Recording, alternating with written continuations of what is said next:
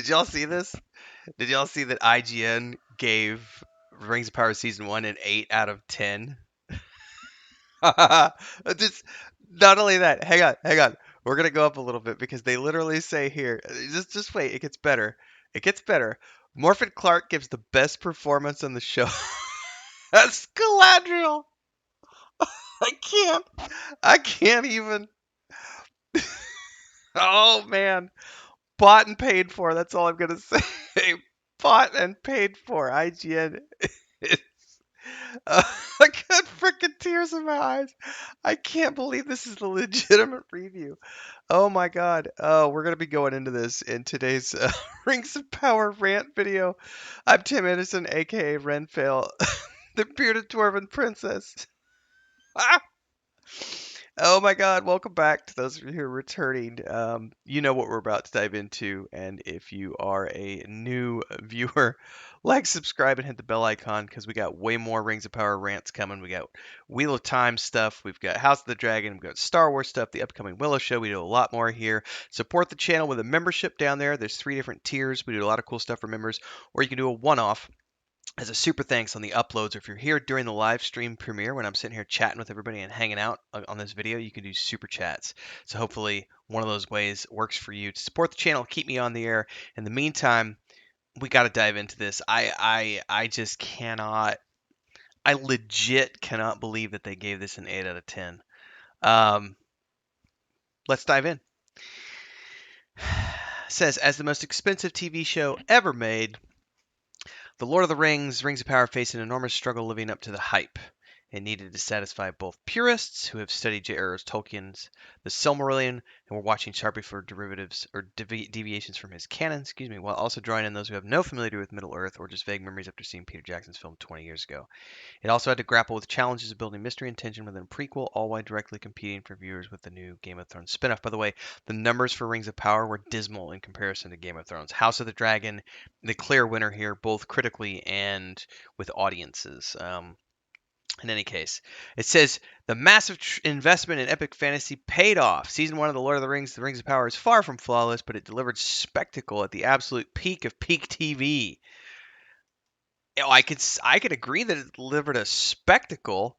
I don't think you and I have the same definition of spectacle, IGN, because for me, spectacle in this sense is a train wreck of a show, and you seem to be thinking that it's the best thing since sliced bread. J.D. Payne and Patrick McKay have leaned a bit too much on withholding information about character identities. That mystery box bullshit, by the way, is the worst form of writing ever. It works fine in a show where we don't know anything about anything.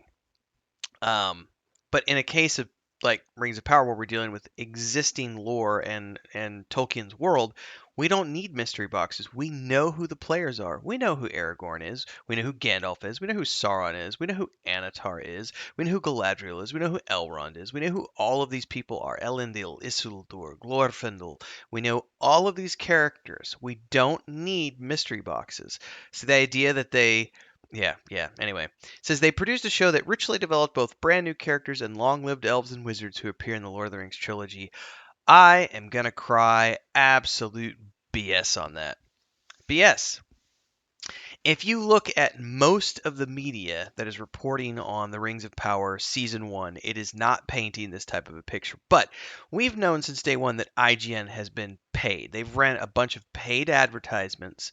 They did the Corey, whatever his name is, interview that I ranted on all the way back in like February or March. The Tolkien professor, Corey Olson, when he was talking about, dwarven women never had beards and Tolkien never said that they had beards. And I'm like, clearly you who claim you're a Tolkien expert don't actually know what you're talking about, because here's these 30, 40 different references that I pointed out where he clearly does state that dwarven women have beards. It was very funny to me to see that IGN has this whole journey through the Rings of Power has been producing paid advertisements.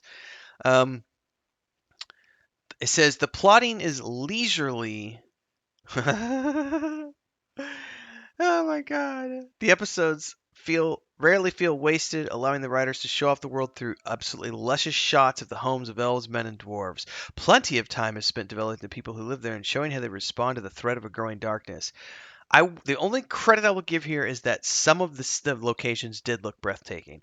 The one shot that stands out to me as being probably the most beautiful visual shot for me was when the Harfoots, well, specifically when Nori's family is doing the migration and Poppy is singing that song, and they've got these amazing shots of New Zealand landscape as they're going along. That was beautifully shot.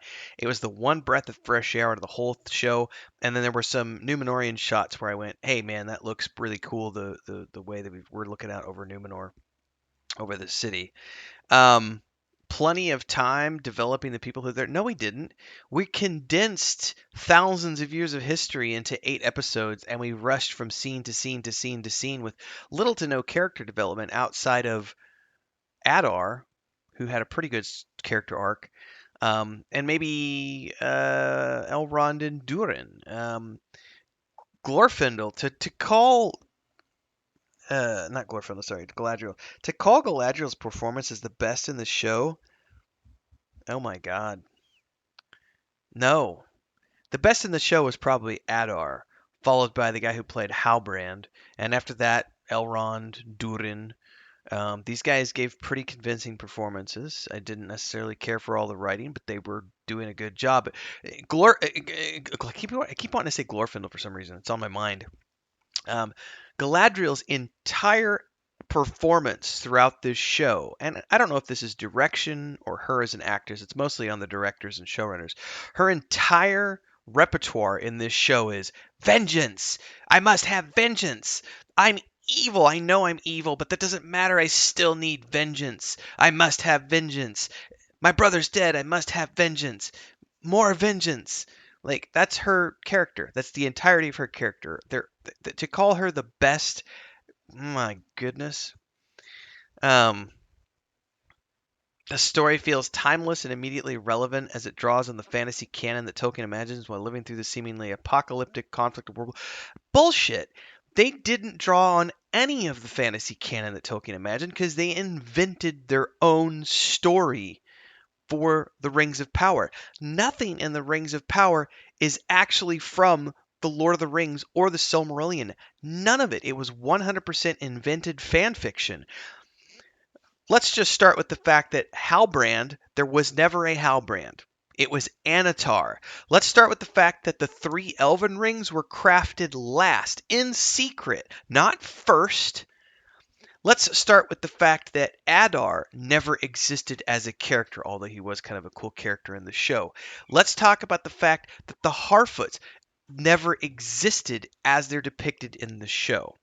Let's talk about the fact that Princess Disa never existed as she is in the show. Oh, and Durin, you can't have more than one Durin at a time because the Durins were reincarnated versions. Just, oh my goodness, what's up, Leia? What's up? What's up? ¿Quieres cariño, baby? Do you want You want some love and attention, baby? Got distracted by Princess Leia coming in the room, everybody.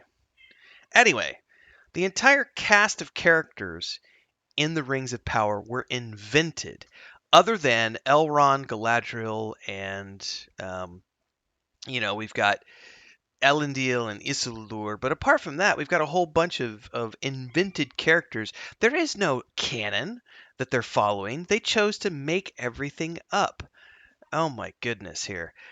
Plots intertwine and then come apart again. Characters and locations sometimes being abandoned for entire episodes. It's a structure that works well at times, like the action-packed episode 6, where cutting to something besides the spectacular central battle might have felt jarring. Other times it feels like reading an epic fantasy novel with multiple narrating characters and wondering how many chapters you have to get through until your favorite pops up again. Oh my god. Morfydd Clark gives the best performance on the show as Galadriel. I can't. I can't even with this.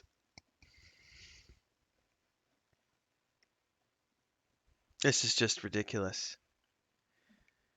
It's effectively a form of officially endorsed fan fiction. No, it's not. We the fans, don't endorse this fan fiction. exploring the fury that could have turned Galadriel into a queen beautiful and terrible as the dawn.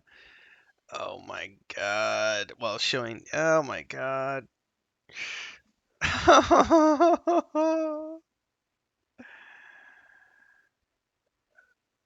Oh, this is Charlie Vickers delivering a romantic chemistry held back by powerful secrets, and Joseph Mowley transforming Adar from a generic villain to a far more nuanced character.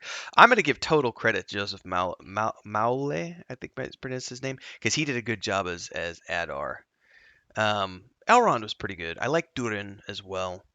Um, Original characters provide an opportunity to flesh out the world when the story shifts away from the big players. The sweet romance between elven soldier Orendir and the human healer Bronwyn provides an excellent perspective on the lasting impacts of war against Morgoth that brought the elves to Middle-earth. Oh my god. You can read this at your leisure, everybody. Oh my god. So this is their verdict.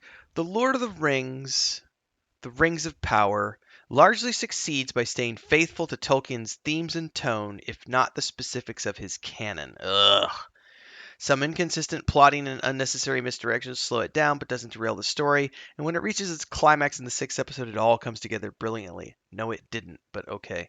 Amazon's massive budget has produced some of the most remarkable sets and scenes ever on TV, creating a strong successor to Peter Jackson's beloved Lord of the Rings trilogy. No. Mm-mm. Mm-mm. 8 out of 10, no. No, no, no, no, no. Even I, on my best, the best episode out of the entire run, gave it like a 7, I think. One of the episodes got a 7 out of 10 for a generic fantasy show. But the lore based reviews that I did, I don't think we ever broke 5, and most of them were like 2s and 3s with a 0 for the season finale. And I think overall, I'd give like the total show maybe a 5 out of 10 for generic fantasy and like a 2 out of 10 for Tolkien adaptation. IGN is off their rocker, man. There is no way. There is no way that it's an 8 out of 10. Again, though, however, to each their own. Everybody's got different opinions. Love to hear your thoughts. Leave your comments down below. Like, subscribe, hit the bell icon. Don't forget to follow along for more. Check out Mondays in Middle Earth every Monday at 11 a.m. Central, and support the channel in any way you can. Look forward to seeing everybody in the next episode. I can't wait to continue to covering this show and all the other things we're doing. So, see you, everybody. Have fun.